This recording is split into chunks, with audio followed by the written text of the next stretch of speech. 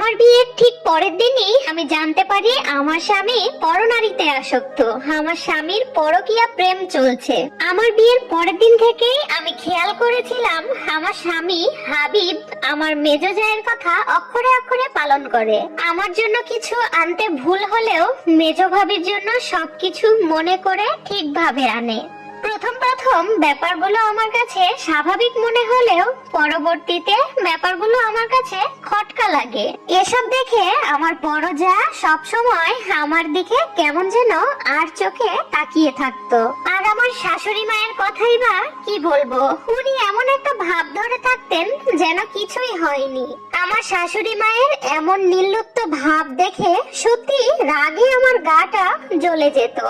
এত অন্যায় করার পরেও যেন উনি ওনার ছেলের কোনো দোষই দেখতে পেতেন না। এগুলো দেখতে দেখতে আমার বিয়ের 1 মাস কেটে যায়। একদিন না পেরে আমার স্বামীকে জিজ্ঞাসা করেই বসলাম, আচ্ছা মেজ ভাবির সাথে কি তোমার কোনো অন্তরঙ্গ সম্পর্ক আছে? আমার স্বামী আমার কথা শুনে আমার ওপর রেগে মেগে চিৎকার চেঁচামেচি করে ঘর থেকে বের হয়ে যায়। যাওয়ার আগে আমাকে বলেছিল, তুমি কি আমাকে সন্দেহ করছো? আমি সেদিন খুব শান্তভাবে উত্তর দিয়েছিলাম, সন্দেহ করার মতো কোনো কাজ যদি তুমি না করো তাহলে আমি কেন শুধু শুধু তোমাকে সন্দেহ করতে যাব? এই ঘটনার পর 2-4 দিন আমার স্বামী আমার মেজ জায়ের কাছ থেকে দূরে দূরেই ছিল। কিন্তু এর পরে যা ঘটলো তা কোনো মেয়ের পক্ষেই মেনে নেওয়া সম্ভব নয়।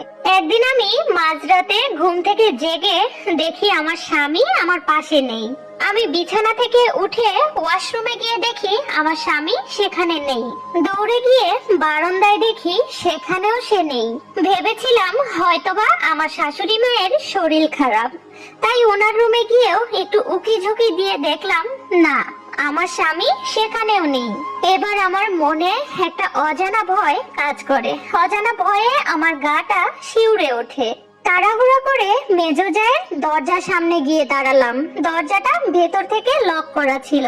দরজার বাইরে থেকে কান পাততেই আমার গা শিউরে উঠলো। ভেতর থেকে আমার স্বামীর গলার স্বর ভেসে আসছে, যেটা শুনে কোনো রকমে আমি বসে পড়ি। আমার মাথা ঘুরছিল, মনে হচ্ছিল পায়ের নিচ থেকে মাটি সরে গেছে। আমি চাইলেই চেঁচিয়ে সবাইকে জড়ো করে দেখাতে পারতাম, কিন্তু যদি হিতে বিপরীত হয় আমার শাশুড়ি মা কিছু বলবে না সেটা আমি ভালো করেই জানি।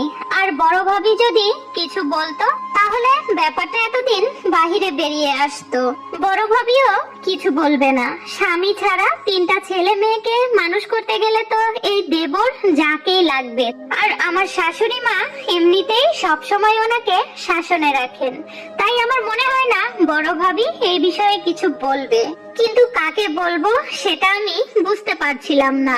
আমার বাবা মাকে জানালে হয়তো আমার বাবা মা স্ট্রোক করেই মারা যাবে। কত কষ্ট করে ঋণ করে বিয়ে দিয়েছে আমাকে, এখন যদি শোনে মেয়ে সুখে নেই তাহলে সব শেষ হয়ে যাবে।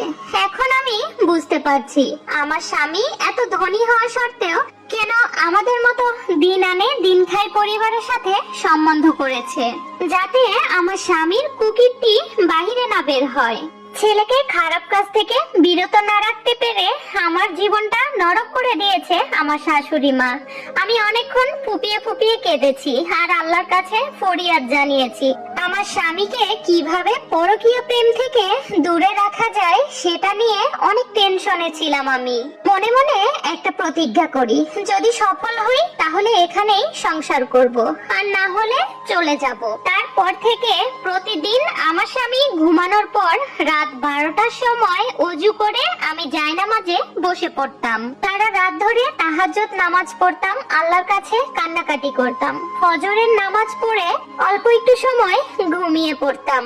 আমার উদ্দেশ্য ছিল সারা রাত জেগে আল্লাহর দরবারে কান্নাকাটি করব।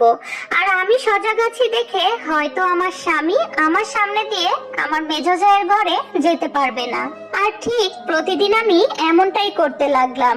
আমি এমন ভান করে থাকতাম যেন উনি কি করছে না করছে আমি কিছুই জানি না, কিন্তু আমি আর চোখে সবই খেয়াল করতাম। প্রথম দিন উনি ঘুম থেকে উঠে আমাকে জাগ্রত দেখে বিরক্ত হয়ে কিছুক্ষণ বিছানায় বসেছিলেন।